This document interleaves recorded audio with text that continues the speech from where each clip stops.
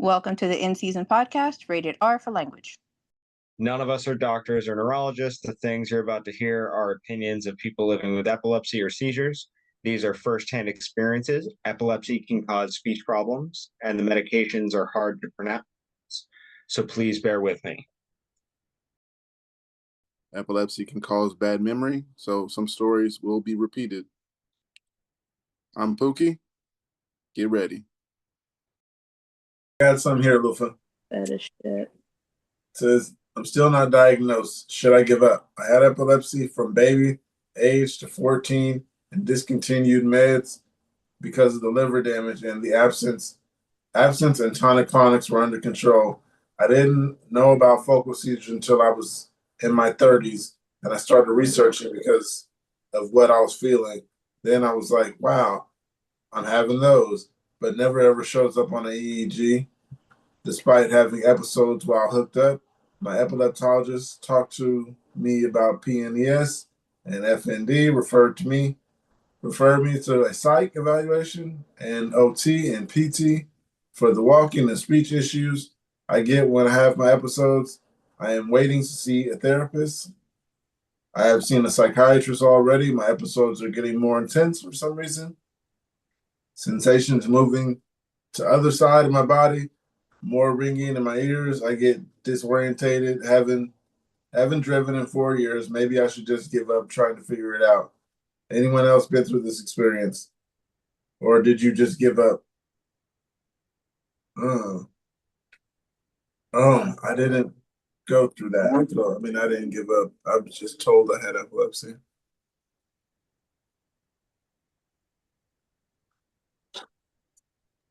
I wouldn't give up, but I would definitely look for ways to support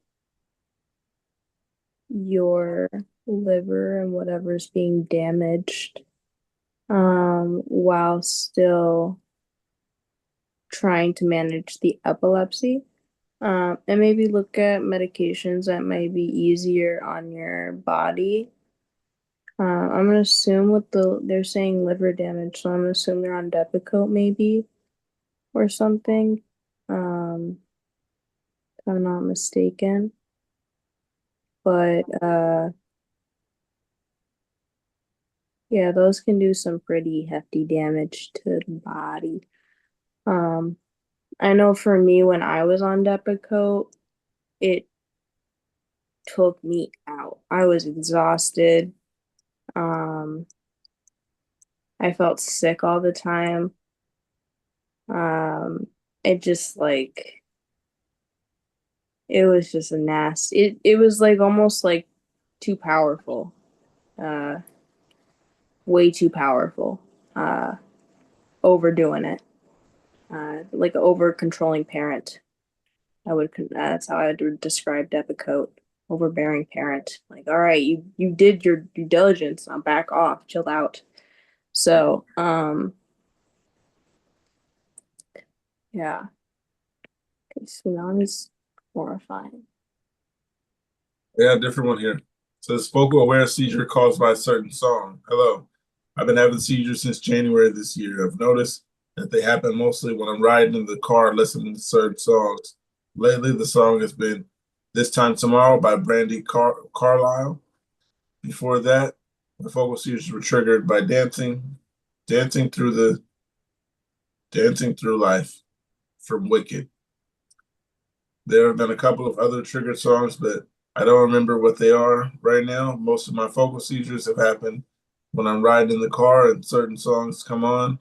Is this something that happened to other people? Yes, I looked it up. It's called musicogenic seizures. Musicogenic seizures are, some people may experience a mild seizure such as absence or loss of awareness, while other people may experience a tonic-clonic seizure. Seizures can be accompanied by other symptoms such as auditory hallucinations, involuntary movements, and changes in emotional state. I don't know anyone going through that, but that is rough. Did you guys know about musicogenic epilepsy? I don't know if I would say I have musicogenic epilepsy, but I think I've said this previously. When I listen to Fleetwood Mac, I do feel a lot of emotion, and sometimes they become a little overwhelming for me.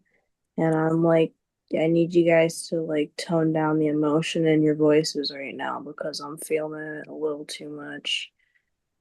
Especially never get the sound. Like, girl, you're right. I'll never get your voice out of my head. You sound so good. And then I feel too much and my body starts to shake. That's all Fleetwood Mac songs get you like that. Fleetwood Mac is good. They got soul in their music. There is power in their music. You will never get the sound of a woman that you'll never escape the sound of a woman that loves you out of your head. Never. They really sing. They take artistry of music to a level.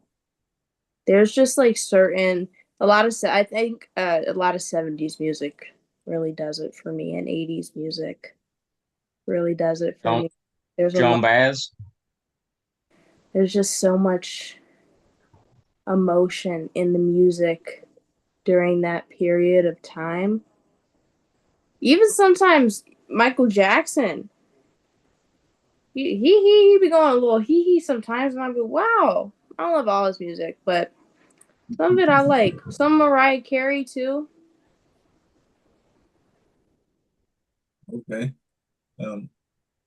Well, the first comment says, sounds like you're having auditory induced seizures.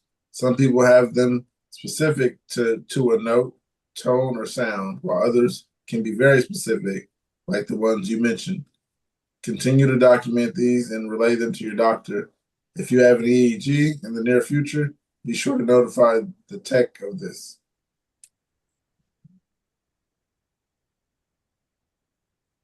What do you guys suggest? Tell the doctor, I suggest. Another comment says, yes, certain music when my threshold is low will trigger seizures more easily. I think it's an overstimulation thing. Certain frequencies can cause more irritation to the brain.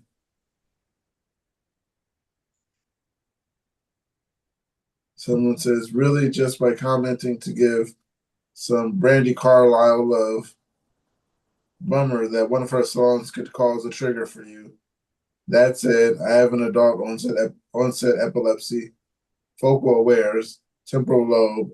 I found that I can't get the feeling pretty weird when listening to stuff that I listened to a lot in high school. Not individual songs, oddly, but if I put on a whole album that was heavy rotation, then I find myself feeling kind of deja vu at some point. Not sure if that's the nostalgia or actual seizure activity, but never led to anything that felt like a full-blown seizure. I've had that happen where when I'm trying to think about like old memories, sort of like when I'm trying to like think about times that happened in the past, I'll occasionally like start to fade out a little bit. Um, so I think it might just be the nostalgia aspect, like sort of the remembering the memories, and it's their brain is like kind of working a little overboard. That's what I think my brain does when it happens anyway. Yeah, that's a very interesting one to me. A certain song, it's never done it. Some people say they go certain places and they have it. That's interesting, but I never been through that. Toaster is back. I should have another icebreaker for her.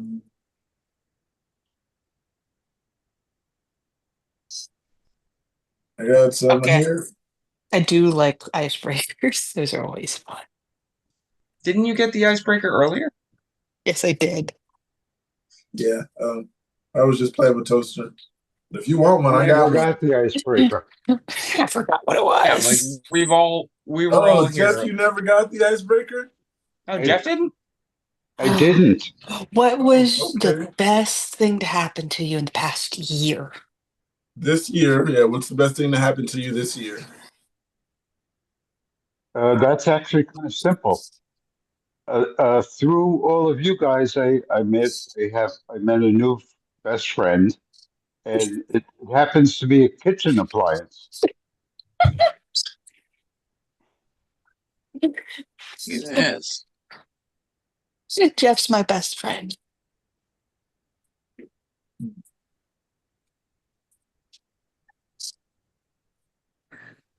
I got a Oh, an icebreaker question. All the way through. I mean, we're like halfway through, but I got one. It says, "What gets easier with age?"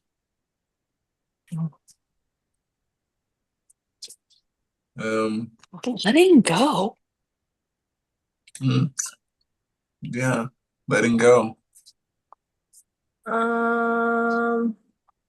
Let it go. Getting out of things. well, it going to the dispensary. Okay, Pookie. What time going to the dispensary? That's gonna be Pookie, I gotta see more of that song. Okay, I just gotta see you do more of that song. Wait, you have a good voice. Let it go. Come on.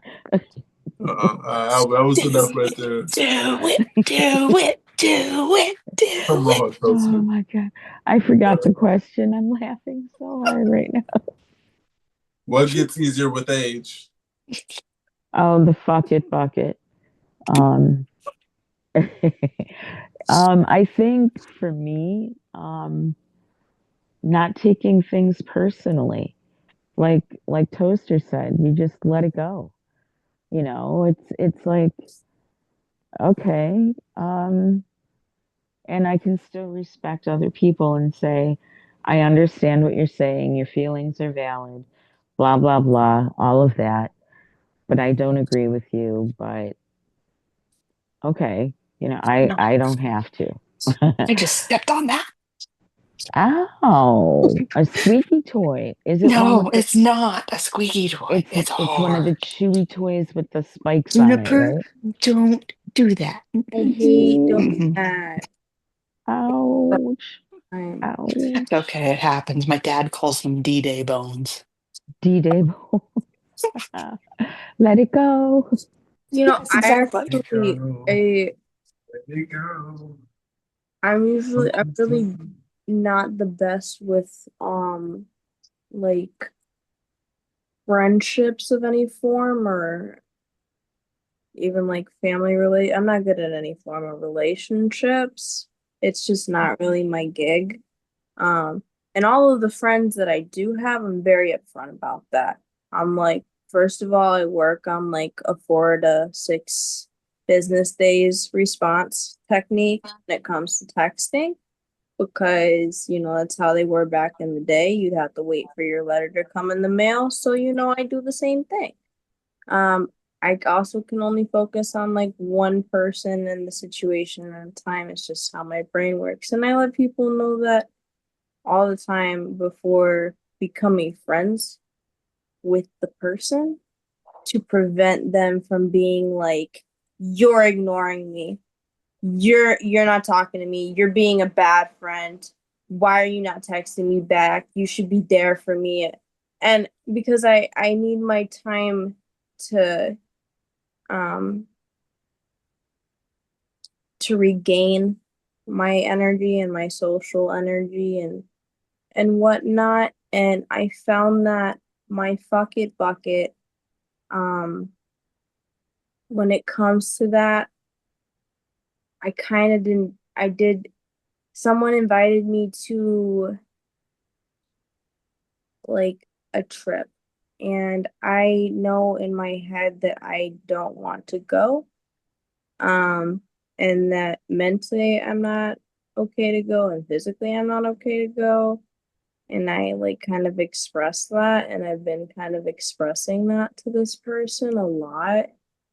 And then I just kind of stopped responding to them for a few days. And then they sent me kind of like these cryptic text messages of like an emoji and okay, buddy. And I was a little confused because I was like, I don't really know what you mean.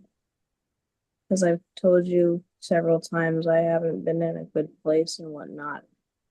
So I feel like I can't tell if my fuck it bucket is like, sorry, I've kind of gone off track here, but I can't tell if my fuck it bucket is like in a healthy place of how I'm handling it or in a non-healthy place of how I'm handling it, and if I'm like a bad person for not texting this person back, you know, all the time and trying to make plans when I know that I don't want to hang out with anyone right now, like that in the way You they do. are.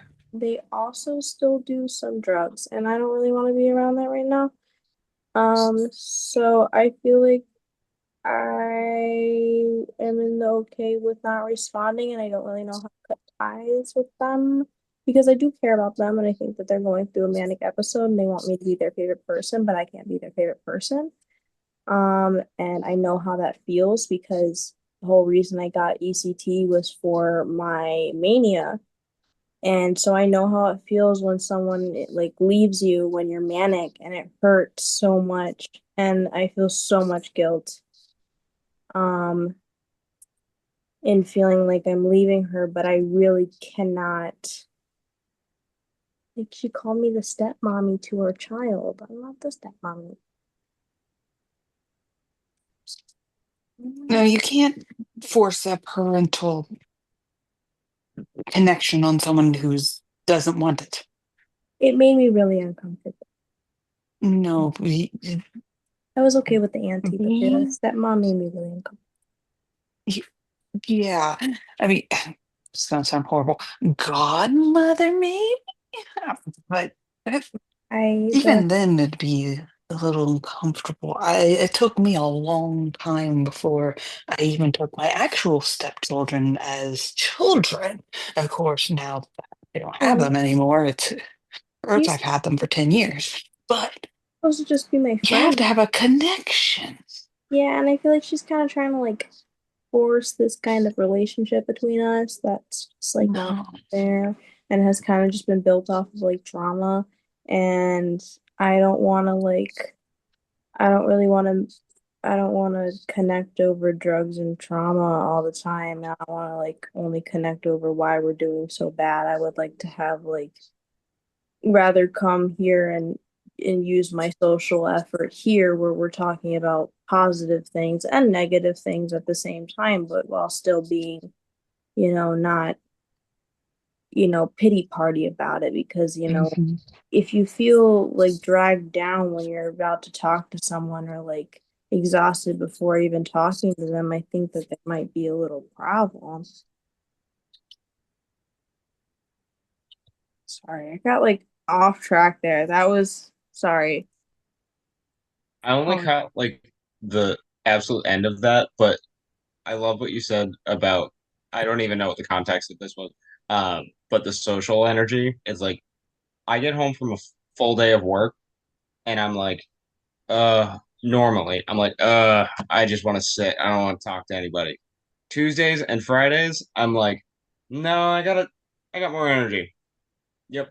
I want to go I want to go talk to people. Yeah, I save that energy for these days so that I am spending my social energy on things that actually make me feel positive and leave me feeling like I've learned something and that I've done something good for myself and that the other people are also happy and that I also, no offense, but I don't have to consistently interact with you guys for the next 12 hours after through text because that would drive me nuts.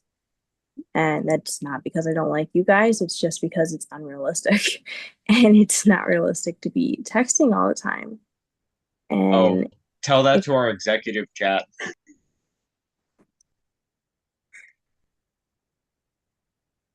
I'm in the chat, but like she like wants to text like it's just like the what you doing? LOL. What you doing? LOL. What you doing? Like constantly. And to me that's like how are the kids? The weather's real nice. That's the same thing to me. It translates the same. So I got a text from her today because Saturday she sent like a kind of like a slouch face emoji, like the sideways face emoji. And then yesterday she sent like the 100 emoji. And then I asked like, "Are you okay?" Because I didn't know what that meant. And then I just got the ye. And so I was kind of like, I think something's wrong. And I was like, okay, sorry, I just haven't been in the best mental space. And then she just said, okay, buddy. So I think she might be mad at me. But I don't really know what to, I can't save her right now. I'm sorry. Can't be the savior. I don't want to be the savior. You can't throw a life buoy to everybody. Right. No. Honestly, I don't even have a full life buoy for myself right now. So if you're getting on my buoy, we're both sinking. So a deflated buoy and someone else doesn't make a safe environment to get to land. You need to get your own buoy. Okay? This is not the Titanic. I'm sorry. Right, Luke, I got something for you. It says phases without seizures, no medication yet. I'm in the diagnosis process of epilepsy, and my seizures and episodes seem so unregular. Is it possible normal to have phases without seizures and phases with more seizures? I have a lot of people saying they have them regular intervals, like every 2 weeks, etc. And I heard that they would get more and worse if left untreated. Mine are like phase with a lot, maybe days with a lot, then pause and repeat. If then the seizures, they're focal ones. And yes, it gets worse. And intensity and clusters came, but not linear and not as worse as the others. So I'm confused. Is it possible for them to go away mysteriously? And should I still continue the diagnosis process, even if I'm in a phase where everything is fine? What lasts though is being tired and a lot of problems of short-term memory.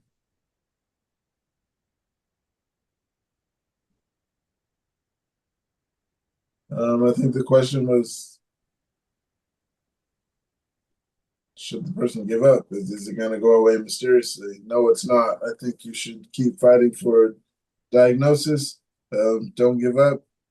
If you give up, they're not going to chase you. They'll just let you give up. You guys got anything? I think if you have the means necessary to get a proper diagnosis, then I would totally take full advantage of that because it will not go away magically. And you probably will have another seizure if left untreated. Someone responded, "Are you a female by chance? It's extremely common for women with epilepsy to have exacerbations due to changes in female hormones during the menstrual cycle. They're called catamenial seizures, and just a fancy way of saying you're a normal type of seizure, but more likely happen at times of the month due to hormones. I think ovulation and PMS times are the most common and to have catamenial seizures. But everyone is different. So if you're a woman, it might be a helpful way to track both seizures and menses to see if they're in your pattern. I wish you the best." The other person responded, "Yes, I'm a 21-year-old woman and I experience exactly what you're saying. I take a pill though, but the moment I stop taking it, I have to take 1 week pill free. 2 days later, boom, seizures. I don't know how it would be later without the pills because I've experienced that. I take the pill and now without any break, I don't know how to do it, how healthy it is though. And thank you. I wish you the best. Maybe IUD. IUD. Yeah, like they're implants. And for me, the Mirena IUD has worked Look at those muscles. The Mirena IUD has worked. Oh, you have the what is it called? Oh, it's called something. Tell me because I forgot. Um, what is it called? I've heard of that. I used I to. don't know. I forgot too. Okay, But well, it lasts for 5 years. yeah. So I had that one. It didn't work for me personally and what I was hoping Okay. for. I got lucky then. It didn't stop my Is it period. Mirena? No, that one is Oh, that doesn't like stop a my period, but it does no, but it is stop anything else. the Mirena IUD is an implant that goes like in your uterus, I guess, I think. And as my friend that is upset with me would describe it,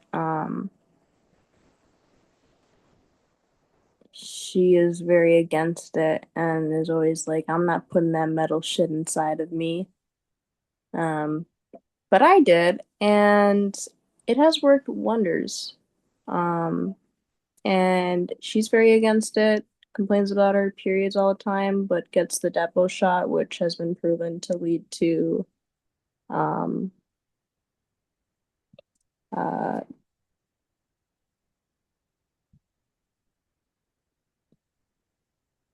cancer in your brain. It gives you brain cancer clumps. That's what the depot shot leads to. My mom's friend died from it. So it is very progressive, fast cancer, basically, is what the depot shot can lead to. So she's okay with that, but it's not okay with the Mirena IUD. So I don't really know I don't know I don't know. How the backwards I have thinking did led to that? I have no idea. I have no idea. She literally makes it seem like I just put like the craziest foreign object up my coochie and um she's literally having cancer shots injected into her because there has been so many cases of women who have had depot shots, especially long term, that get brain tumors and die. So it's completely backwards to me too. But I would recommend, and I don't know specifically because that's not what I'm diagnosed with specifically, and I'm not a doctor, but the Mirena IUD has done wonders for me. It lasts 10 years. For me, it was really painful getting it put in, but I guess for other women, it's not painful. So I guess something's just wrong with me. um, so, but I heard it's painful.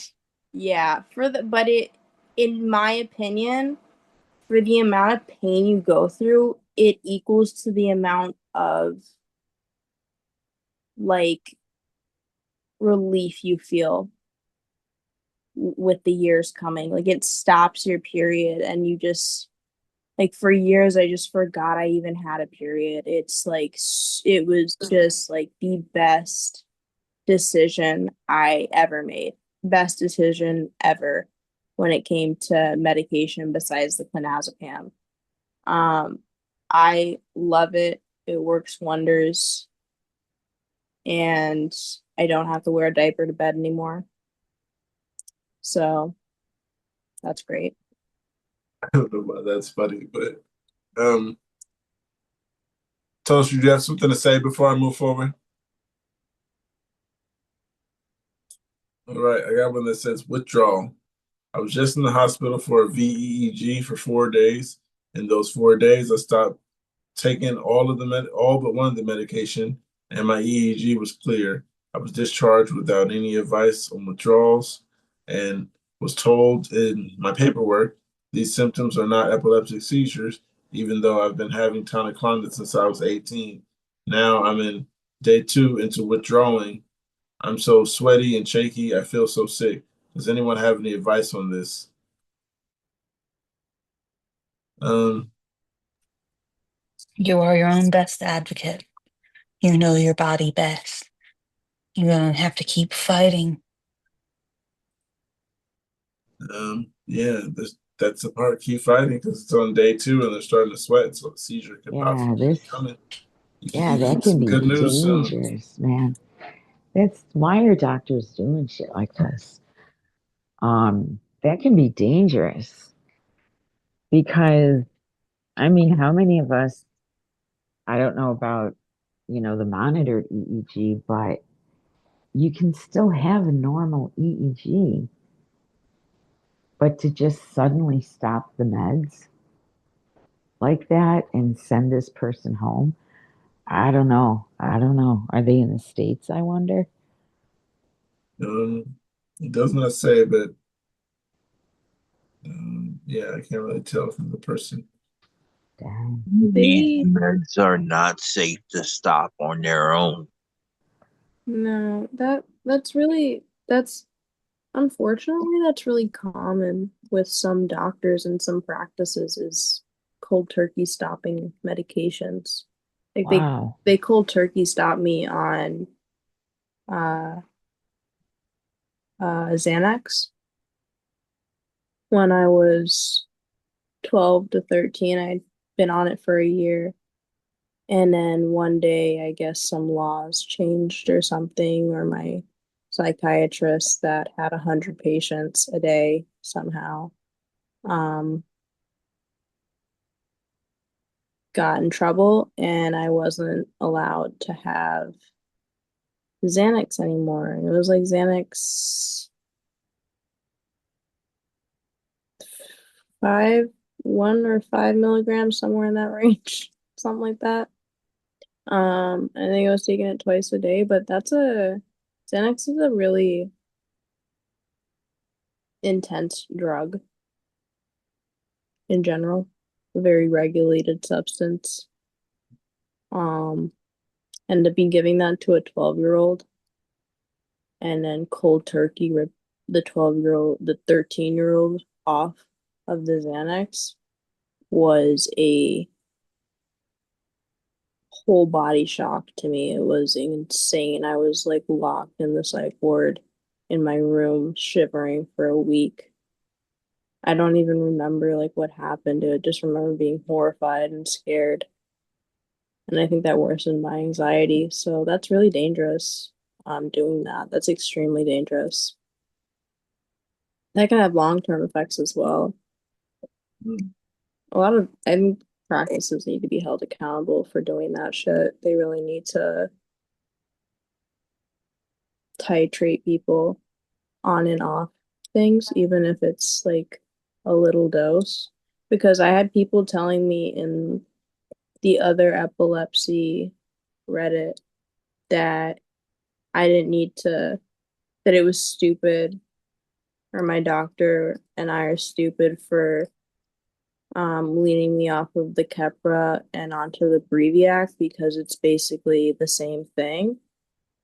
And they were like, you should just switch to the Breviac and just cut out the Keppra completely right away. And I was like, okay, like you guys can all say that and tell me to stop the Keppra cold turkey, but I'm gonna follow my doctor's order of take the Keppra in the morning and the Breviac at night for a week, and then just switch to the Breviac completely the next week. It's only a week. It's not gonna kill me. And it's probably safer than just switching right across to it. I'm sure if my doctor was really concerned about me switching, then he would have me slowly transferred to the Breviac a lot slower than just a week. But it's comments like that that are kind of out of pocket sometimes. Like, don't tell me to not listen to my doctor like that. That's a little out of pocket in a way, because those things can be really dangerous. All right, Luther. That sounds like a horrible story. No, I'm just kidding. Sounds like it sucked though. And you said you don't remember most, huh? Mm-mm. Yeah, that means it probably was not good. But I got something here. It says stopping work. A 29-year-old female with Javon syndrome and JME, both genetic forms of epilepsy. And I am missing work because of my myoclonic clusters and inability to drive. Can someone explain to me what options I have to cover bills so I don't have to work as much? I'm trying, but I'm so tired, and so is my brain.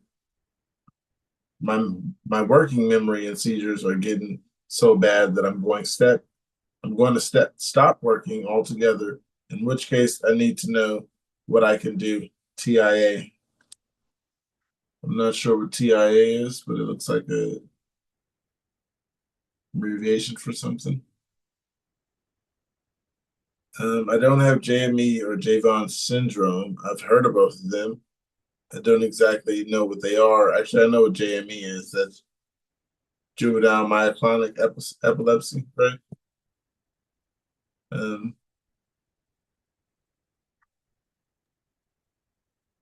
Anybody And have juvenile myoclonic mama. epilepsy who can explain it? Are they on medication? Um, does not say. The person is just They saying, have to what can be. they do about what can they do about it? Basically, I'm gonna be out of work. What do I do for money? Oh, Well, hopefully you have someone to go to where there's resources in your area. Uh, I don't know what this person does for a living, but maybe some sort of remote work. That's that's what I'm looking into right now. Uh, the myoclonic seizures are pretty awful. Um, that's what pretty much shut me down. I couldn't do anything for a long time. Uh, that's that's what led to my getting the VNS. I would maybe suggest looking into alternate medications, anything, something. I mean, at this point, if you can't function, you have to look into something else, doctor wise, medication wise, anything.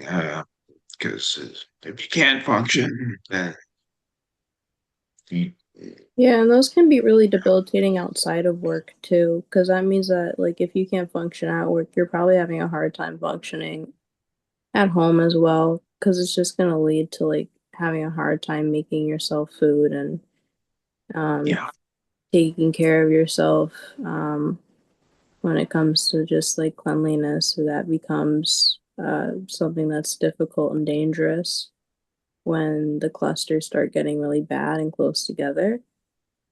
Um, so I would agree. For me, clonazepam has really helped. But if that were to stop working, I would definitely look into some alternate medications that would specifically target the JME because that is a pain in the ass to deal with, and it is really overlooked. Uh, and that's like, I don't know. I would just, the only way I just imagine that that is what it feels like, what my body feels like when I'm having a seizure, like a grand mal seizure, but in like a quick second. That's what I imagine my body feels like for those like 3 minutes or something. That's what I imagine. And that's really painful. they're very scary too. It's Mm-hmm. just, They're so yeah, quick and like sudden and they kind of like they're kind of like a jump scare almost. Mm-hmm. It Yeah. pisses me off because I hate being jump scared. I always hated that shit. I didn't like that. And so when I would have a myoclonic jerk out of nowhere, it would scare me, and I'd be like, "Oh, Mhm. don't do that. It's Yeah. not Halloween yet." Got something, guys. It says breakthroughs in a new home. I just moved to the States and my seizures have been in remission. Grand malls, at least I have JME, LOL. Since 2014, I have now had 2 grand malls in 3 months and can't drive, and the quickest bus route makes my 15-minute drive 50 minute.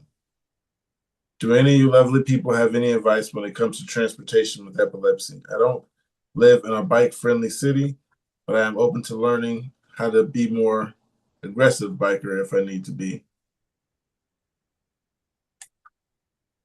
Oh, we got a biker here. Send them my way. I It's a literally bike. I teach 1,500 kids a year either how to ride a bike from scratch or how to follow the rules of the road and learn to be a better rider. And like, trust me, I got that. I'm a registered instructor of the League of American Bicyclists. I can teach bike safety in every state in this country. Send them my way. Somehow I always drive into a truck.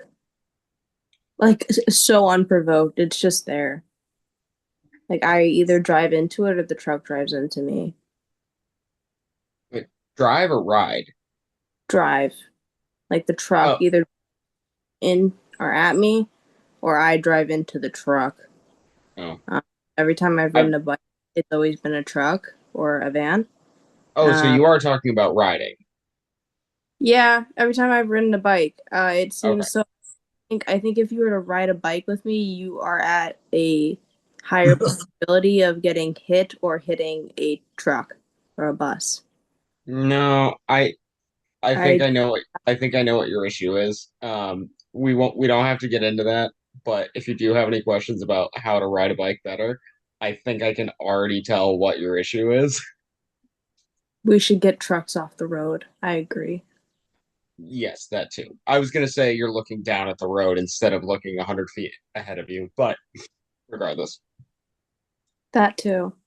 But no trucks and no cars, just the bikes. Just the bikes when I'm riding. I want to ride my bicycle. Honestly, a 50-minute bus ride isn't horrible compared to like some other transit options. It's not the worst amount of time from 15 minutes to 50. I've done 2-hour bus rides where I've had to get on one bus and onto another to get home. But then when a bus is late, it's like then you have to now factor in whatever Yeah, your time to get to work is.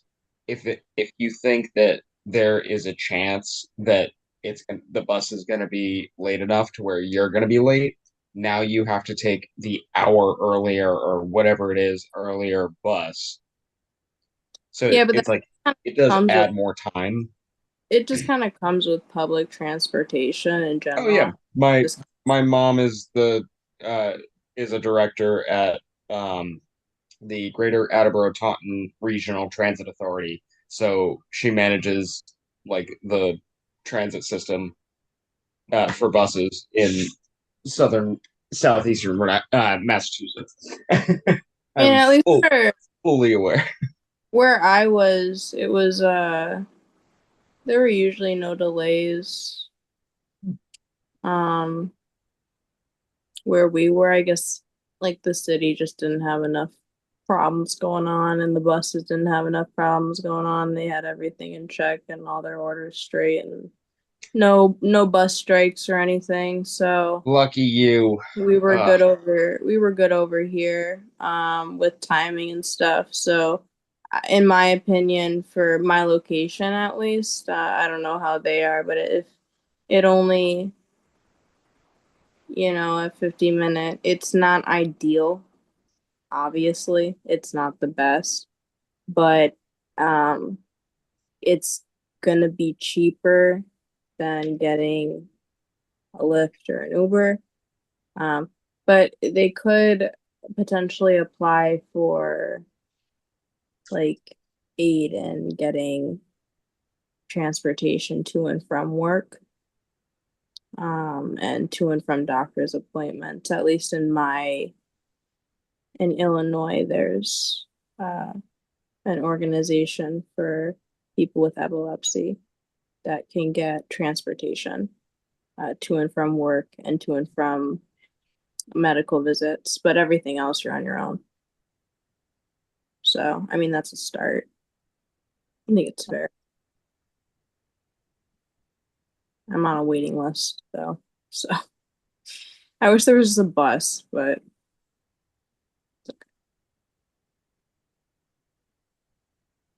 You got something here. It says 28-year-old female, epilepsy, help needed. 28 years old, juvenile myoclonic epilepsy.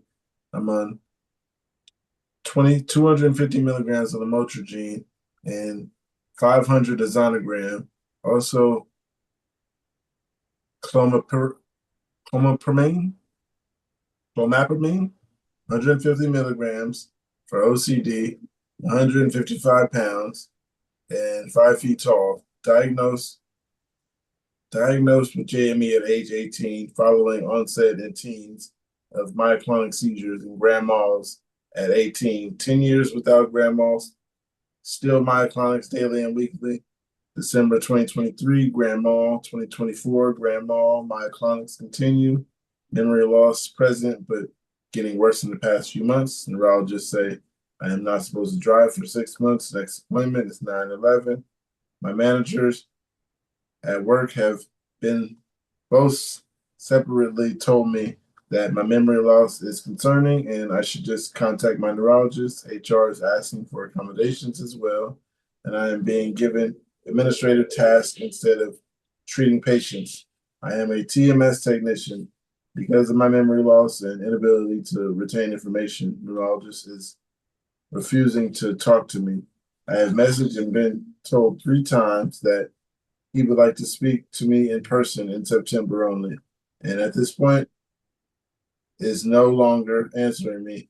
I have called the clinic, not obsessively, but just once, and left a voicemail, and his medical assistant and no one else has called me back in 2 days. What do I do? This is impacting my job, and I'm not sure where to go from here. Am I too worried about this? Person is asking, what should they do, you guys? Sounds like they want to go back to work, it sounds like. I would say get a new neurologist or whatever, because it seems like they don't care enough about this person if you're constantly calling them and they're not getting back to you. Is it the neurologist not getting back to them or their job not getting back to them? The neurologist had said. Okay, then yeah, I agree with what Angel's saying. And if you tell a new neurologist that like you've been trying and trying to get in contact with your old neurologist or with the one that you currently have, and they're not getting back to you, they'll try their hardest to probably bump you to the front of the line to make sure that you're seen.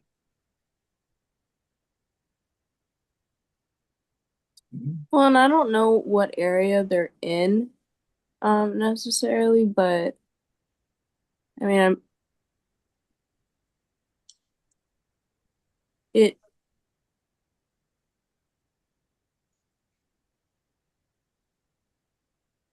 I mean, is your neurologist that booked if he's that good? Because he doesn't seem like great neurologist, you know.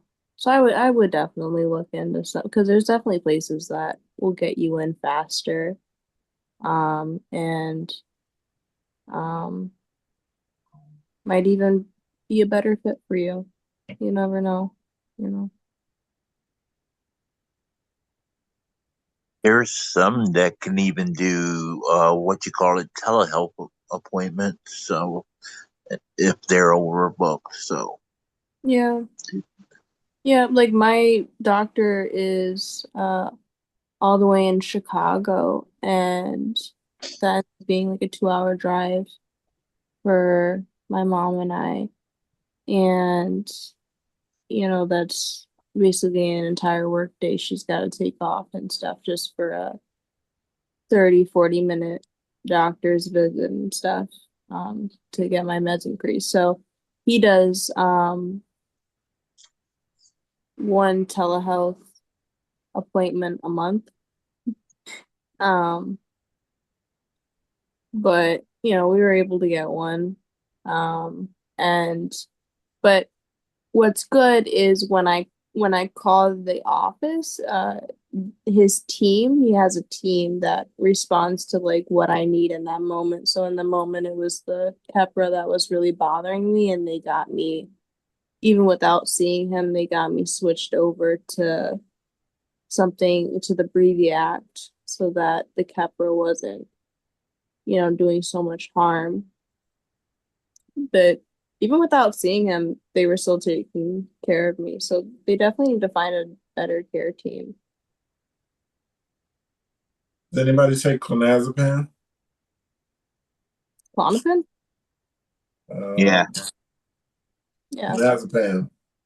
clonazepam and Klonopin are Yeah. the same thing. Sorry, I get confused because there's the other one, the clobazepam, and so I'm never sure, like. Oh yeah, there's clobazam, and this is clonazepam, and Okay, so we're meaning. Angel said it's Klonopin. So so when it says clonazepam, right, Klonopin, right? Because I've been hearing the clobazam one, and I don't know what that one is, but I know clonazepam is Klonopin. Sorry. Anyways, continue. My bad. Kevin, did you have something to say? I forget what the hell it's called now. The one I take, clobazam. Oh, Yeah, I've never heard of that one, but it's very. Clobazem. Clobazam. clobazam. Yeah. Okay. This one person takes clonazepam, which is clobazam. You guys said right, or No, that one's Klonopin. Klonopin? There we go. Okay. Yeah. Says, question for everyone. My nonverbal autistic son has been having seizures since he was 15. Initially started as absent seizures and now has escalated to tonic-clonic seizures. He was started on Keppra 500 milligrams 2 times a day for 2 times a day. Lacosamide 50 milligrams times 3, 2 times daily. His episodes increased and his doctor changed.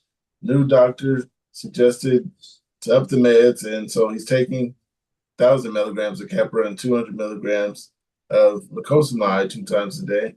Now he's having cluster seizures and is prescribed.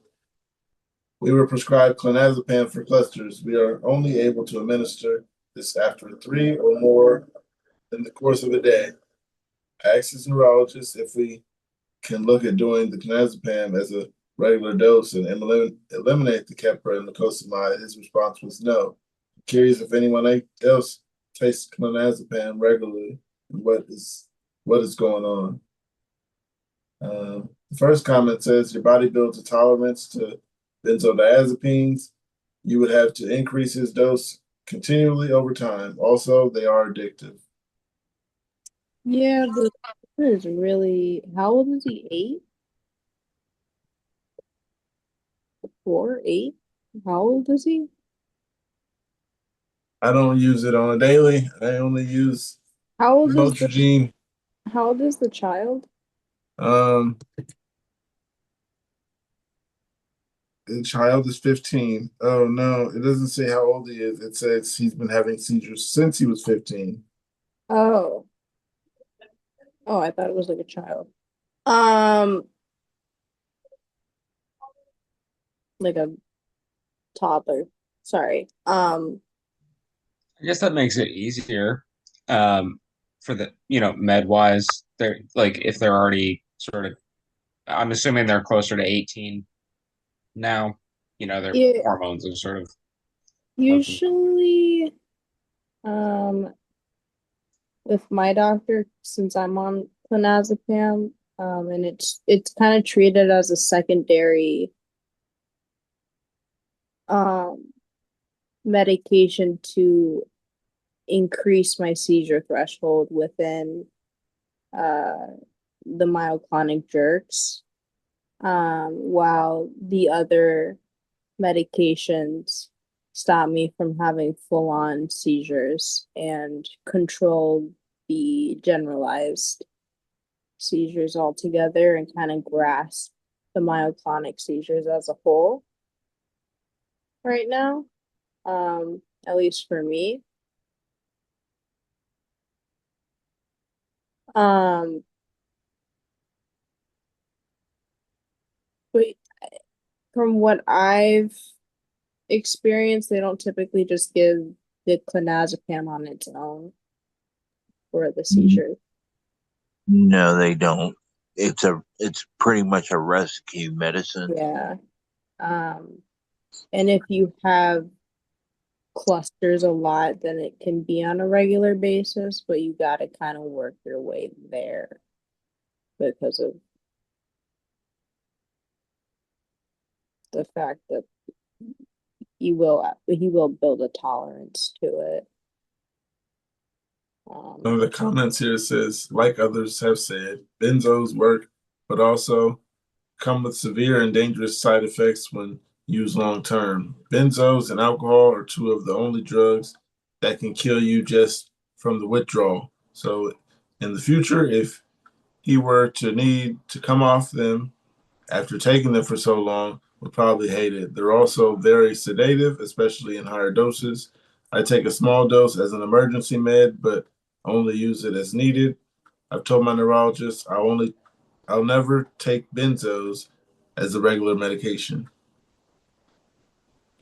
So it doesn't seem like it's a regular thing for this person to know. Yeah, I think that Klonopin is definitely, like Angel said, more of a rescue medication. And if I don't really think the parent understands the milligram when titrating up, because with clonazepam it's not like you're going from 1 milligram to 2 to 3 to 4 to 5.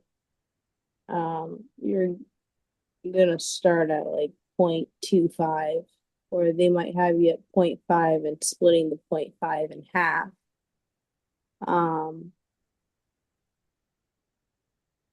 So if you want it on a regular basis, that's what it's going to look like. You're splitting a 0.5 clonazepam in half and taking that. So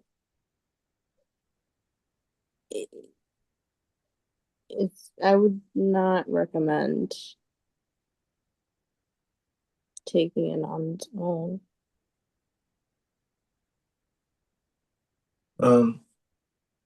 Yeah, I went here. It says, what are things you've learned about life from having epilepsy? My mother asked me, haven't you learned anything from having epilepsy all this time?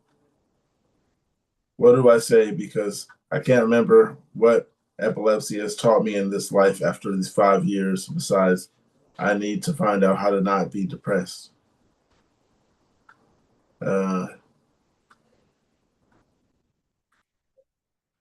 What are the things that epilepsy that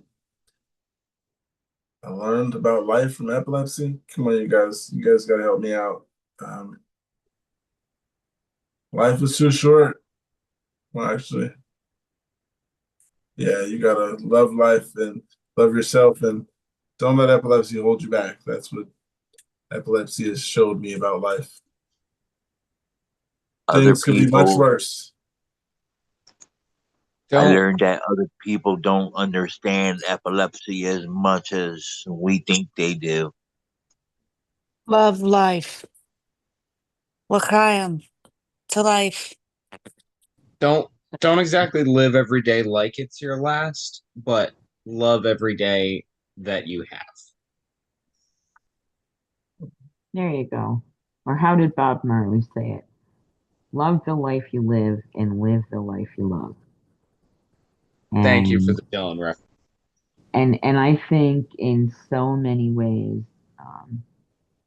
what epilepsy taught me is number one, it is a one of the best asshole filters in the world. Um, you find out who the assholes are real fast. So I found that out, and it's other people's reactions that make it more difficult for us. And usually, I know for myself, that can be what feeds my depression when people are like, you're not getting anywhere with this. Well, I know this is a lifelong thing. I didn't choose it. But, I just want to see you get better. I don't know if that's what this person is experiencing when they're saying they're depressed because, yeah, well, if somebody is asking you what you've learned from this, are we supposed to learn anything other than what our triggers are, how to avoid them, and take care of ourselves? Is this, I don't know, that's just kind of this person sounds like they're kind of suffering from somebody else's opinion a little bit. That's what I was thinking. Because she said her mother said, hasn't having epilepsy taught you anything? Yeah, like she has an expectation. What's the expectation that But her that's mother another has? thing. I'm like, what is having it gonna teach me? I guess, yeah, it teaches you. Things can be much worse. Appreciate things for what you have right now because it could all be gone. That's right. I'm not a quadriplegic. Right. At, I guess at least I guess not my all the ret time. my retort would be to the mom, like, okay, how about you try it on for a month and then get back to me? Like, how dare you have an expectation for me when you have absolutely no idea what I'm going Yeah. I was through? also thinking, Try it like, on like what it's an outfit for a month. real You try. test drive this car right here. You Let me try know for how you 28 feel. years. I'd go jumping out the driver's seat. Fuck this. So, one of the comments says, it says, I'm not scared of dying as much, to be honest. Like after having seizures where I could have died, I don't remember that shit. Kind of peaceful these days. It has taught me, holy shit, sleeping is important. It's taught me that some of your friends will turn their back to you the moment they see you have health problems. I've learned that people take an awful lot for granted, and I was one of them. Driving is so common. They drive short distances when they could simply walk. They drive like absolute divas, get all worked up and annoyed at each other, pissed off at traffic, and they don't know how good they have it. It angers me so much that there's so many people who almost don't like driving or take it for granted. I can't drive, and I love cars, and I love driving. I can't wait for the day that I'm back on the road. Also, that epilepsy is misunderstood. A lot of people, include myself, thought that epilepsy was only related to the type of flashing lights and patterns. I had no idea about other types, and I feel a bit ashamed about that. But it's not taught to people. It's a good response, I guess. Um, Pregnant and didn't know. I should take extra folic acid on Lamictal. Freaking out that I didn't increase my folic acid beyond my standard prenatal dosages in my first trimester to help offset neural tube defects risk. Looking for reassurance in any stories where it turned out okay. Oh, this is might be specifically for females. Um, am I right? Is this a female thing, Kate? Okay. Yeah, as far as I know, I mean, she just has to get caught up. I mean, not caught up, but start on the folic acid. Keep up to date for the rest of the pregnancy because you can't go back. I think for like 2 out of 3 of mine, I wasn't taking the vitamins. One of them ended up being a miscarriage, and the other one didn't have any defects and probably wasn't taking the meds for, I mean all the vitamins for a good 12 weeks on that one. So first trimester, a lot of development happens, but you can't do anything about the past. So start your vitamins and monitor the rest of the pregnancy.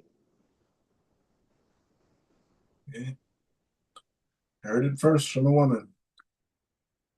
Got a new one though. It says inducing a focal with meditation.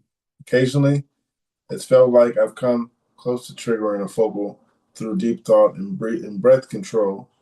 The sensation comes quite close to the initial gastro effect of my typical focal, but does not fully manifest. Maybe I'm pressing into a prodrome state and maybe some sort of reflex thing. Who knows? Not sure if this is a thing or why I would even let myself go there. Curiosity control. Maybe some sort of confirmation or validation. Anyone experience something similar? I don't meditate, so I couldn't answer this one. I had to do that. I literally had to do stuff like that. Um, because that PNES diagnosis and all that battle, one psychiatrist to another, the therapy and all of that. And it's like, okay, let's see what happens in a certain level of focus, like with EMDR. Um, and well, it was more sounds that my therapist used. And I started feeling that. And she talked me through it. And she's like, well, I'll write down what you're feeling and we'll see what happens.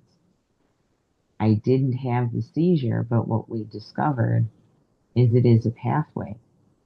It's a memory pathway that the seizure can create. So it isn't unusual and it can be a form of PTSD.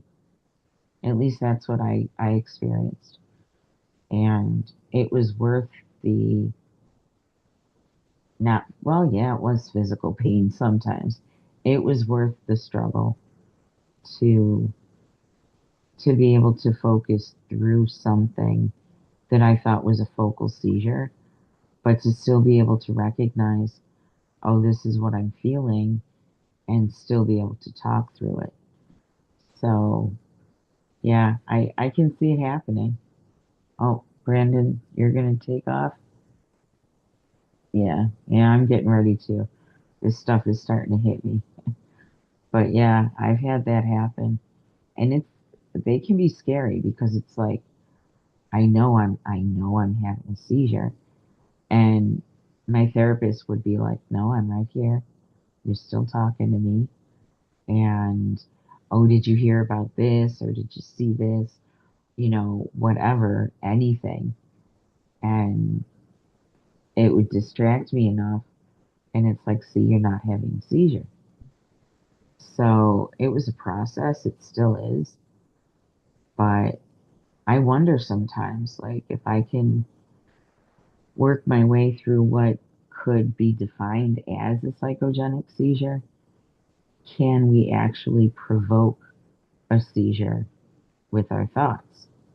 And it's like, yes, we can. It's called stress reflex. So yeah, it's just another reflex.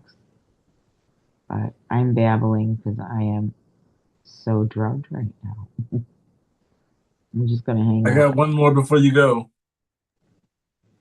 It All right. said, when is deja vu just deja vu? I got deja vu every focal quite predictably. Today, while watching our new granddaughter on the nanny cam, I had a momentary flash of deja vu, less than a second. These minimal flashes make me wonder, are they mini focals or just a normal deja vu? I don't get deja vu to answer this. I've never experienced it that I can remember or recall a situation.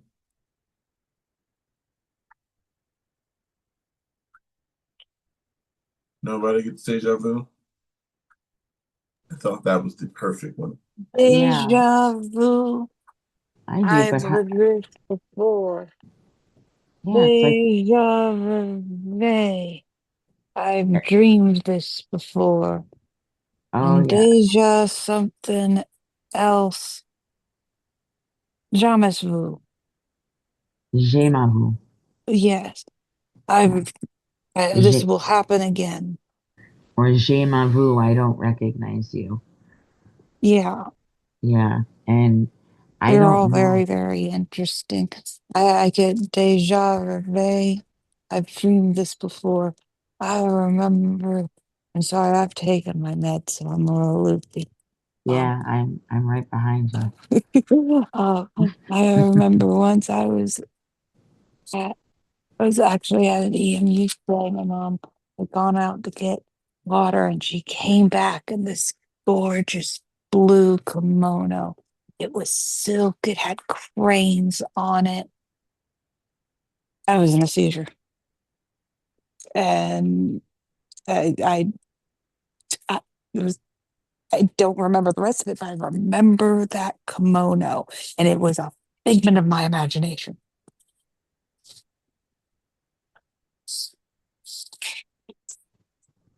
Yeah, it's funny what our brains can do. But like, can you, and I don't know the answer to this one, can a person who does not have epilepsy experience all of those things? Like déjà vu, deja vu. Yeah, why shouldn't they? Yeah. So I don't know what a normal or a not normal deja vu, and I totally forgot the question. And Kate is just laughing at me right now. I am that stoned. I'm laughing at you only, or with you really, only because you're on the meds, you're all loopy, but I don't remember shit either. I'm I trying to love keep it. up with you because your babbling is so coherent. It's amazing. Oh, great. Thank you for Yes, I that. am proud to be here with you. Oh, that is so funny. Thank you. Or we're all experiencing deja vu right now.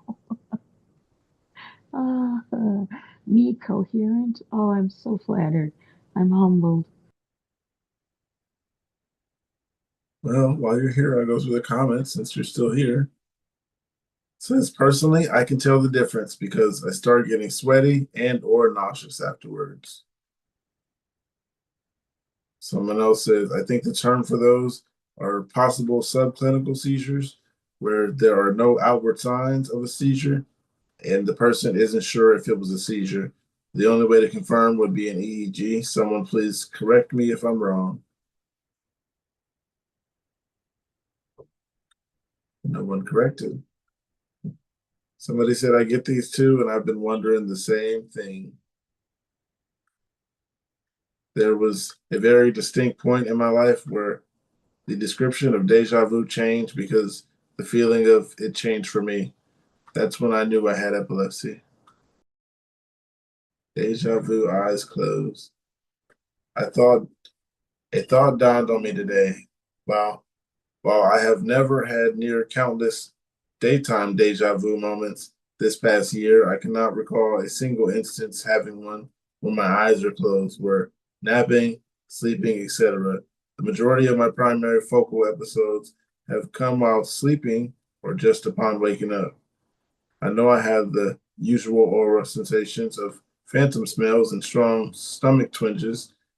They wake me up from my sleep, but no deja vu. Maybe it just registered from one of those moments. Anyone else? Maybe one of those registered from the odd dreams. Anyone else? deja vu with eyes closed? Have not experienced. I don't quite understand, like, I always thought that deja vu was like you felt like you were at this place before, or you've seen this before, or something. I always thought that's what deja vu was. Yeah, I thought they said it was a I've been here situation, or this has already happened. Yeah, and uh,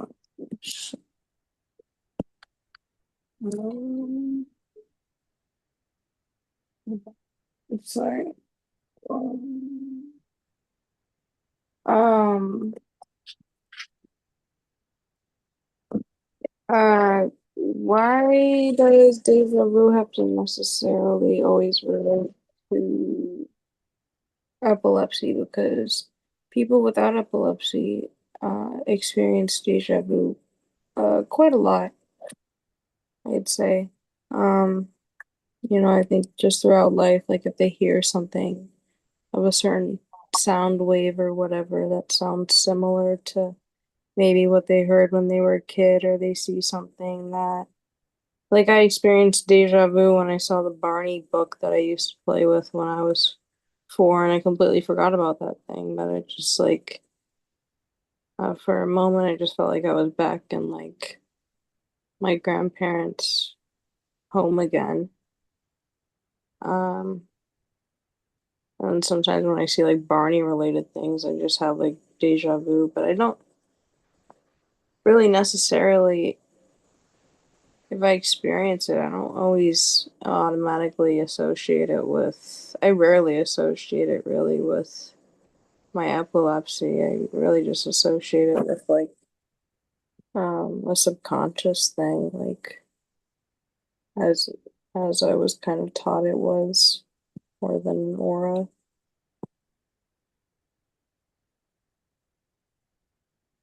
I think we talked about this earlier, but we never really think we said clobazam and all that. Then I heard Clonopin. I found one that says Clonopin. Clonopin users dose frequency.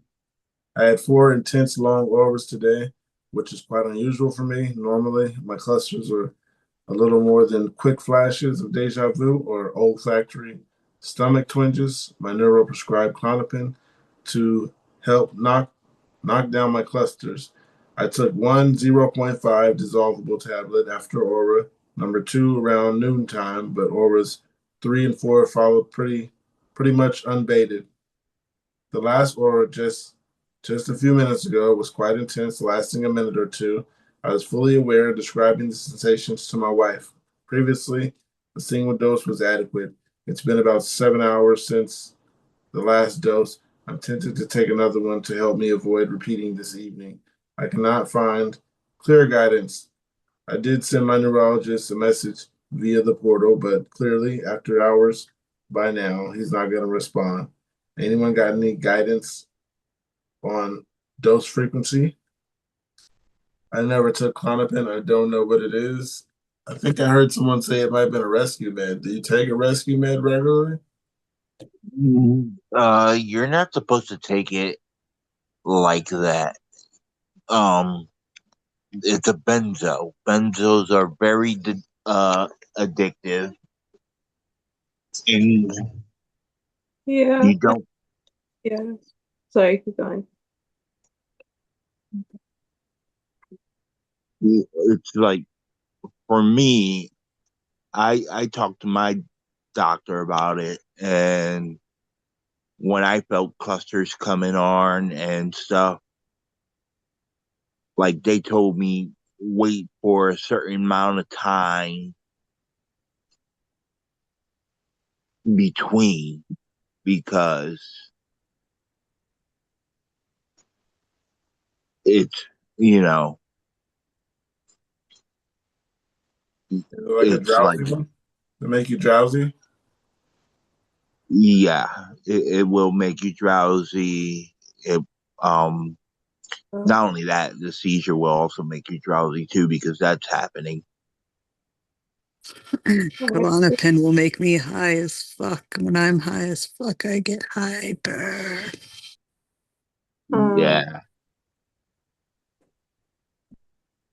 Clonopin and Yeah, Excalibur. yeah. I take Clonopin daily, twice a day, 1 milligram in the morning and 0.5 at night. And that's because the second I wake up, I'm immediately having myoclonic jerks and clusters. Like I can immediately feel them coming on. So the first thing I take is the Klonopin. But that's because and if there's seizures or like that or like mine, then maybe that would be a good route for you. But again, typically they're very picky with benzos. They're very, very picky with benzos because they're just big addiction rate and you build a tolerance to them eventually, and then you have to keep increasing it, and that takes a toll on your body, especially as you're growing up. So it took me a while to get on 1 milligram, and I was originally starting out on the 0.5 and cutting that in half and taking that in the morning and at night because you don't want to start so high at a dose that your body's used to that, and then you can't go up any further, and now you got to go to something else to help you. It also, like, for me, the 0.5 cut in half didn't help at all. Like, it didn't do anything. But I had to wait until it built up in my system for them to increase the dose, if you're gonna take it regularly. So that's just the thing with it. If you're gonna take it like on a daily basis, like I do, at least with my experience. It's pretty cool that you can. Yeah, I didn't realize how hard it was to get clonazepam regularly prescribed to you. I thought that it was a pretty commonly given out drug in the epilepsy community when I learned about it, because I was like, Thought holy so shit, too. this is a miracle drug. This thing is awesome. It works wonders for me. And so, thankfully, I'm grateful that I have a 90-day supply of my 1 milligram and my 0.5. I'm not allowed to have it again. Yeah, I'm very careful with them. They're like my precious. My precious. It's not because I'm addicted, it's because my body genuinely needs it when I wake up in the morning. It's not like, it doesn't help with my anxiety at all, in my opinion. It maybe lowers it a little bit, just it takes the anxiety of having myoclonic clusters out of my head. But other than that, the only dependency formed on it is the fact that it stops the clusters from ruining my entire life and my entire day and keeping me bedridden. But that's like a last resort type deals type thing. Because also, if you're young too, you could potentially grow out of, if you're born with seizures, you could potentially grow out of the myoclonic seizures. That's a potential factor. It is a potential factor that you're left with them too, though. I got one of the responses here. It says, I'm prescribed 1 milligram in the morning, 1 milligram at night. I only take the nighttime dose because it's enough to stop my seizures. That's basically a regular dose. Angel said you shouldn't do that. Someone else said another 0.5 milligram should be fine. Not a doctor, but I was prescribed 1 milligram twice a day myself, and 2 to 3 milligrams is used as rescue meds in the hospital. When I cluster, it is one of my rescue meds, the other being Valtoco. Someone else said the dose according to my neurologist and logic really, which is 2 milligram tablet every 6 hours, and an 8 milligram all the way up daily. I would take another. There is not going to be any detrimental harm, just Do not take them for a week, suddenly stop. That will cause seizures. Hey, Rick, how you doing? Tired, but I'm here. I made it. Yeah, the icebreaker, since you are here, is what's the best thing to happen to you this year? Well, I guess after my seizure and on anti-seizure medication, I lost my appetite and most food smells and tastes wrong. So I lost 75 pounds. So that's a plus. Nice job. Thank you. Who needs what is it called? Ozempic when you have Right? Just get a Um, little shaky, you lose some weight. there you go. got one here. Says absent seizures. For those of y'all who experience mainly absent seizures, how do you even know how long you've been seizure free if you don't know when you're experiencing them? Or how do you know you're having them? What are they like for you? Is there any sort of awareness I should have when this is happening to me? You're Absent, describing focal unaware seizures? yeah, or No idea focal what absent impaired seizure is. awareness. I don't understand because there's so many like terms that are thrown around and then they end up meaning like the exact same thing. Um but it's interesting because I asked my doctor if I was having like focal seizures, like focal aware seizures, because I feel like I was still awake um and whatever. And he's like, yeah, that basically comes with like he kind of explained it like it's a little like package deal. Like I just bought um like a DLC pack for The Sims or something. Um or an expansion pack for The Sims. He's like, your seizures will typically come with like those focal aware seizures that you explained where you're out of it for a few seconds and you're confused and then come back to and that can be triggered by many things, and then you can also have these types, and you kind of just, but I think kind of what his end goal of explaining to me was is that there's all different types of different experiences for when it comes to those types of seizures, and everyone experiences them differently, sort of, I guess. And but it's all kind of it's like the same. So I get really confused when they say absent focal aware seizures and stuff like that. So I'm like, what are we talking about? I'm so confused for a moment. What means what, I guess. I don't know. Absent seizures. I got something here on absent seizures. It says also known as petit mal seizures are brief lapses of consciousness that typically last a few seconds and are more common in children. I've heard of petit mal, but I thought that was like shaking. Nah, Oh, yeah, my doctor brought that up. That's what he said. He said, like petite. So I guess it would be absent seizures that I would experience. I don't know what the focal aware ones are then. I don't know if that's the same thing. It, in my head, would sound like the same thing, but I, focal impaired awareness is different. Um, you lose all of awareness. Sometimes you might remember it, sometimes you don't. okay, then my expansion pack comes with the absent seizure, also known as the petite mal seizure. Yeah, one of the first comments says, my absent seizures Cookie, are a few milliseconds long, and I know I have them because I feel like there's a black lightning in my head. Someone else said, I had some of those seizures when I was having a casual stroll alone in my neighborhood.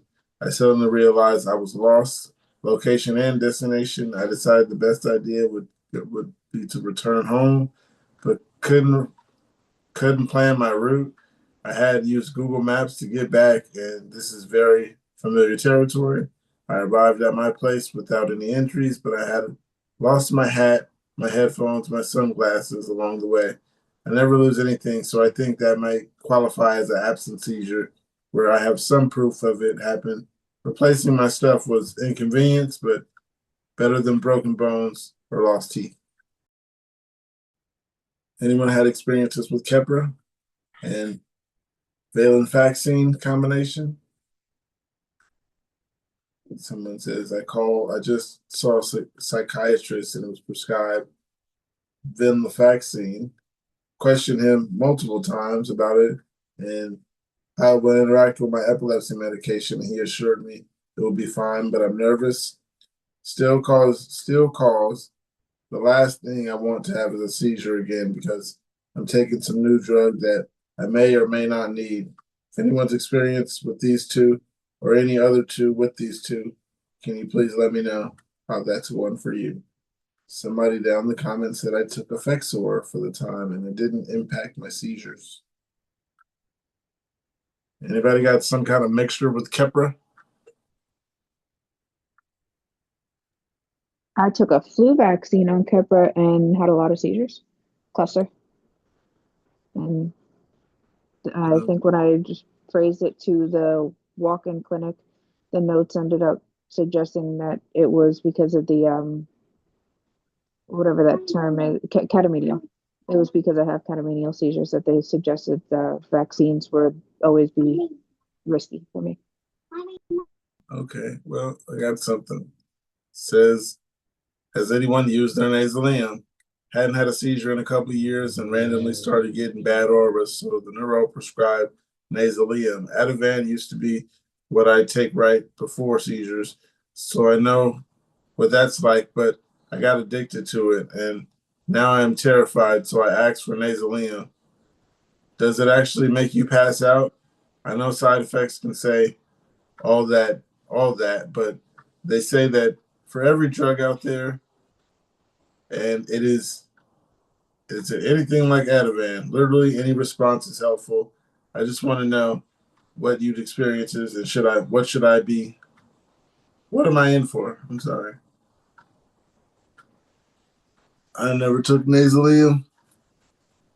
I wouldn't be able to compare it to Ativan. Like the post is, I guess, kind of phrasing it, but I've never taken Ativan. But the nasalium for me, what I can expect every time is like a burning sensation. I don't like how my nose feels afterwards. I can always tell which side they did it in, and it doesn't feel good for about as long as the postictal state.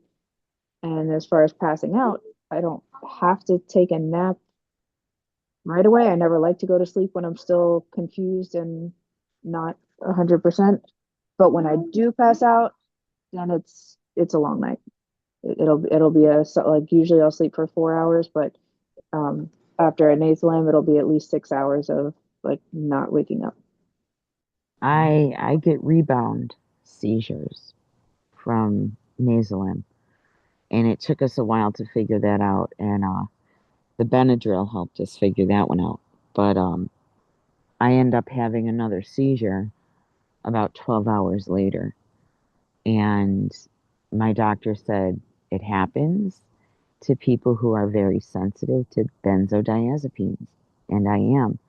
So, and he thinks it's a good sign, because he knows I'm not abusing any of them. But that nose thing, okay, honest to God, I hate that. I hate it.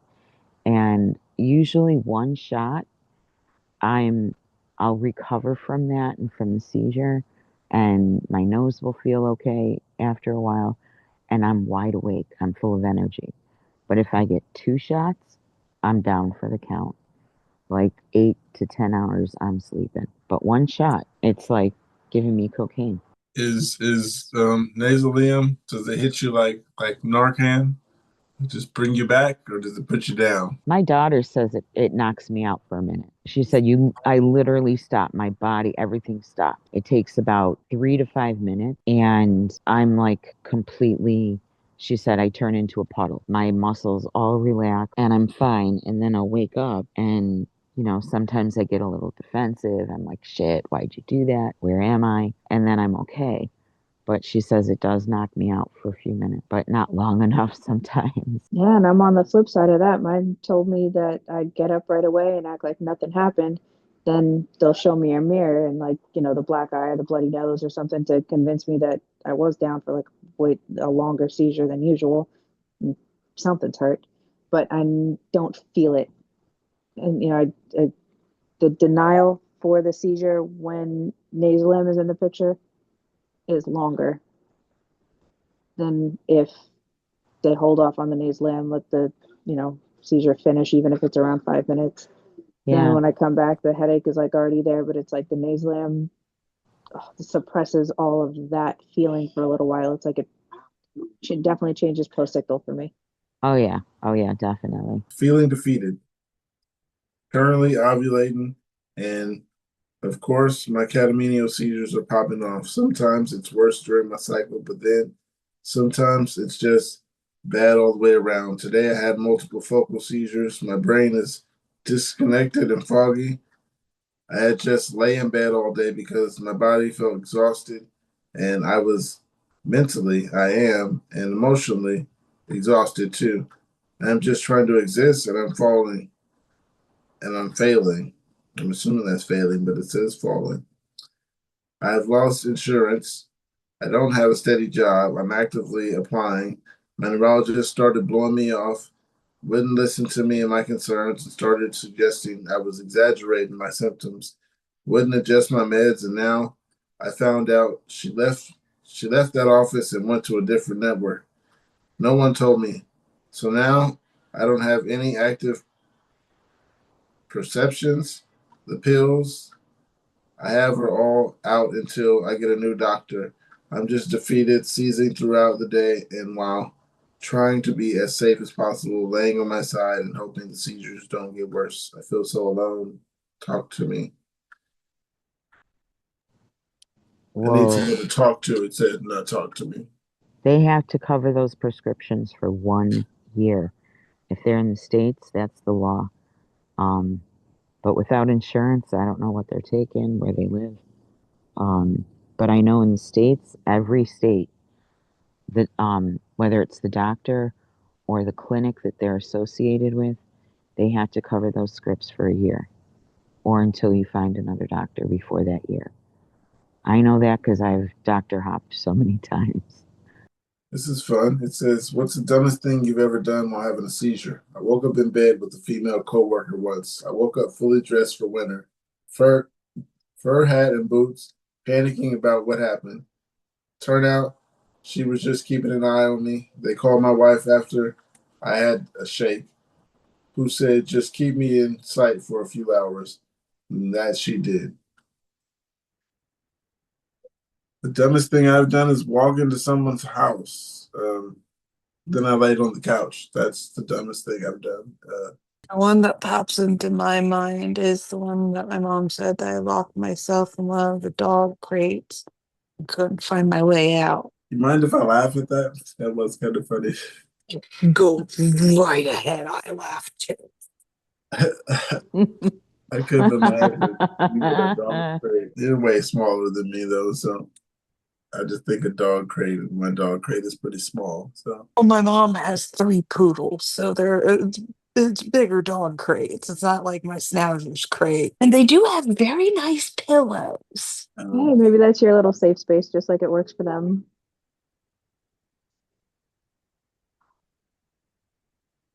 Yeah, I got nothing to beat those stories. The one with the coworker is pretty funny. I guess the dumbest thing I can say around the family is the bananas in the oven, but I know in reality it was definitely some stuff on the job. After one of the reports says that when the police showed up before the ambulance somehow, and there was topless in the parking lot. So That would be the dumbest one for me. I would have loved to see that just so I could laugh at you later. Well, you know what? I'm going to But, laugh at you anyway. you know, that call center was right across the street from the park where all the homeless people go, and I could never go to the little diner across the street after that. Yeah, no. Nicotine and epilepsy, miracle treatment or dangerous crutch? I experimented with nicotine patches for about a week, and the effects were surprisingly intense, at least at first. Day one, I used 10.5 milligram patch and had a vivid lucid dreams that night, some of the clearest I've ever experienced. Day two, I went up to 21 milligrams, had incredibly deep, peaceful sleep, deeper than anything I've ever felt before, and I honestly felt amazing. But starting from day three, the effects started to fade. The lucid dreams stopped, and the sleep wasn't anything special anymore. I felt like my body adjusted really quickly. Now it's been about 2 or 3 weeks since I stopped using the patches, and I've started feeling something strange. I'm not sure if it's just my imagination, but it almost feels like I'm getting auras. It's not dramatic or painful, but it's this tightness in my throat and weird pressure or sensation in my head, like something is about to happen unless I move or distract myself. No nausea, no dizziness, no other symptoms, just that tight, looming feeling. I haven't had a seizure, but I can't shake the feeling that something is building up. Does anyone else experience anything like this? And after quitting nicotine, could this be withdrawal or something neurological? I haven't went through nicotine withdrawal. Um, Nicotine is one hell of a drug. I've I heard. started smoking when I was 15. I'm 36 now. Yes, you are my little brother, just 9 days older than you, and I'm going to hold that over your head. Where was I going with it? Oh yeah, nicotine. But nicotine has always been kind of like a go-to if I'm stressed or anything. And thanks to you guys, I've stopped nicotine and I'm on weed. Nice. Sounds much better. Kevin, you got something? If this person's feeling weird, yeah, that's probably adjusting to the nicotine or withdrawing from the nicotine. That would be my first guess. Yeah, it's what nicotine does to you. Yeah, it's a drug. So yeah, My friends are thinking that my parents and brother are overprotective, but I don't think they understand why they are. 26-year-old female. Family has always been very protective over me because of my epilepsy and what they've seen and how they can, but be but my friends think they're overprotective too much. Never seen me have a proper grand mal seizure. They want me to travel all over Europe, but to be honest, I am reluctant because my epilepsy to go with people that I don't know what to do when it happens, and that's why they are saying my family is overprotective. Basically, this person wants to go somewhere, but the people don't exactly know what to do. Is what he's saying, or she's saying. Listen to your instincts, baby girl. This person's looking for advice. I thought we get more than one. Come on, guys. They definitely need to decide for themselves. I usually would suggest don't let your family decide for you, but you really have yeah. to think of your well-being here. If you're in Europe and you're with people who don't know what to do during a tonic-clonic and they wouldn't know to set the timer, see how long it goes, like all the things that are actually important, then maybe you got to put this trip off until next year.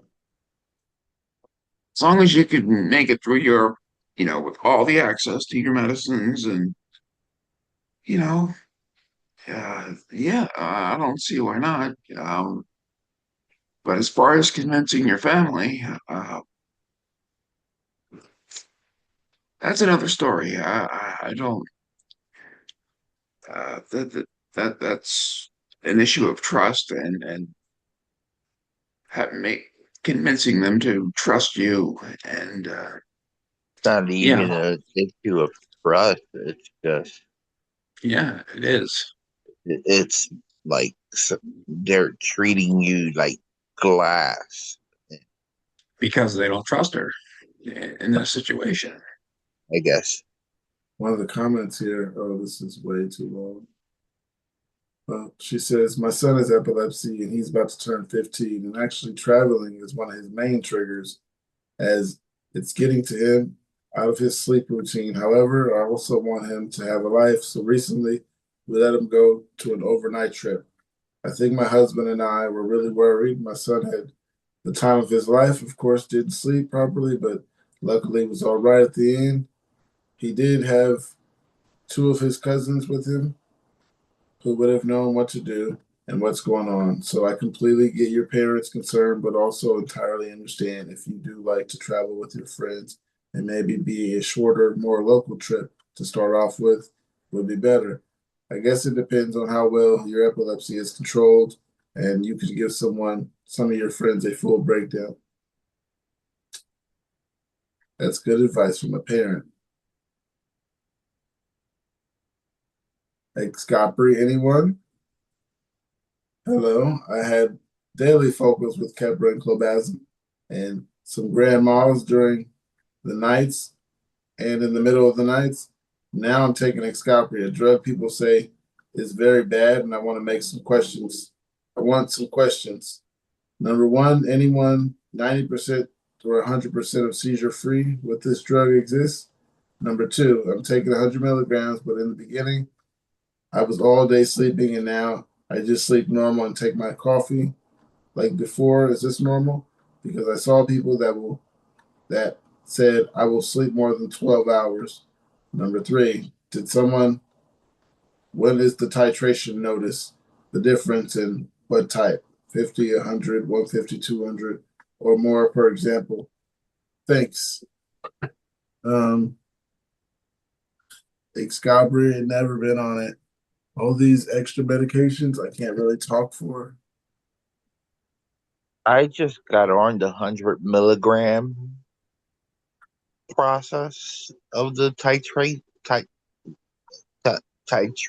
process, and it's knocking me out. Like it's kicking my ass. But I have had the double vision. I have had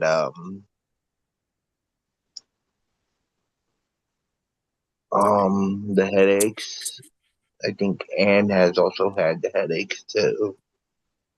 Oh yeah, you guys are on that together. That Yeah. Excalibur. Yeah, we're twins. I just went up to 25, but I'm tired because of hydrocodone tonight. But yeah, I did notice it definitely made me tired. I'm a little concerned. Watching Angel, he's like, you get to the point where you just can't stay awake.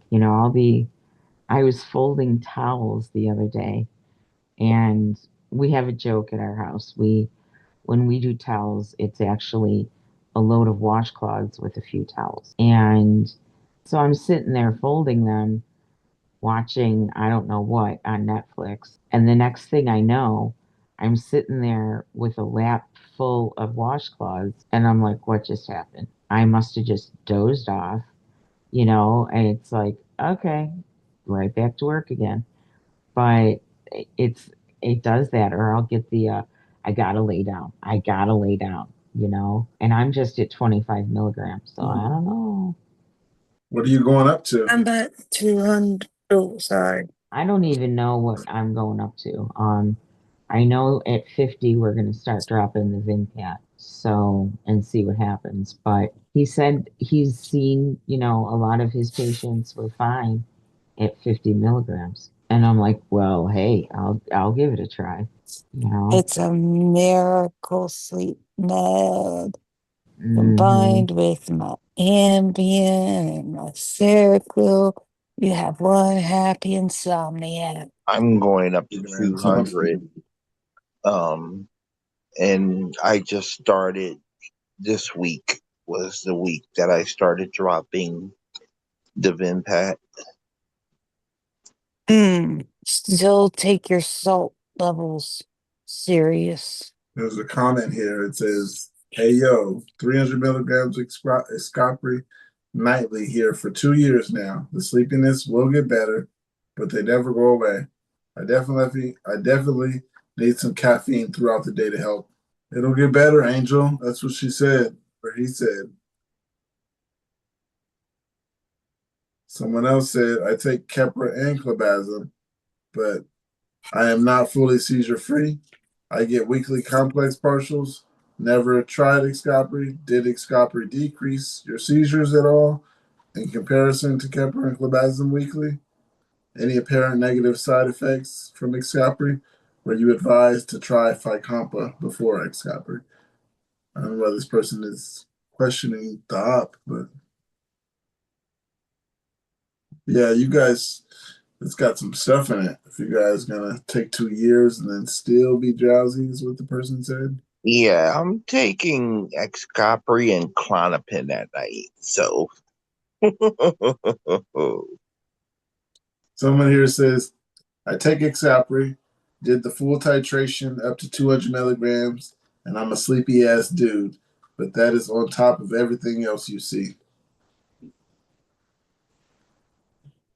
It's just naturally gonna make you tired."